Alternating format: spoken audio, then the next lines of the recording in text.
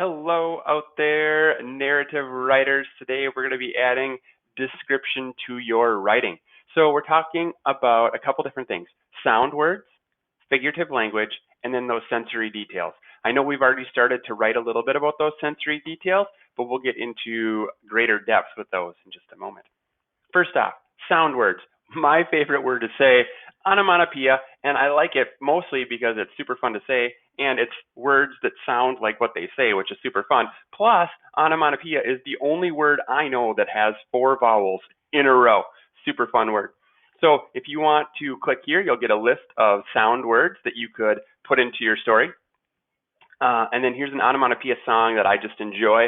Super fun. I think it reminds you of what onomatopoeias are and how to use those. So sound words always grab the reader's attention. I know that some of you may want to do that as your hook. So if you want to go back after watching these and then modify your hook, simply scroll up, find your hook in your story, and click there. And if you want to change it, this is your chance to edit that. Love that you're able to go back to find those. So that's super cool. Next, let's go back here to figurative language. So we want to add some figurative language. I'm going to require that you have at least one simile or metaphor in your story or idiom.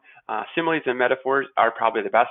Similes in movies, this is awesome. It does a great, it's a short little video showing you how similes have been used in films, and so there's some great examples there. And then metaphors, what is a metaphor, how it works. And then I have a list of idioms. Idioms are those strange items.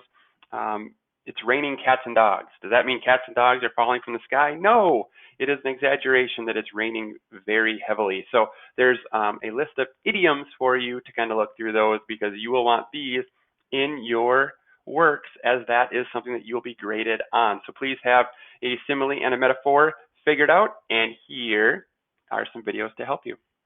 Sensory details. We've been talking a lot about those because those have been in our bubbles, and I've kind of just alluded to them just to get you thinking about them. But I'd like you to watch these videos about using sensory language, and then here's a list of sensory words that you could use broken down by your 5 senses. And then again, this one is writing with your senses in mind. Great videos, kind of go through and show you how each of these work.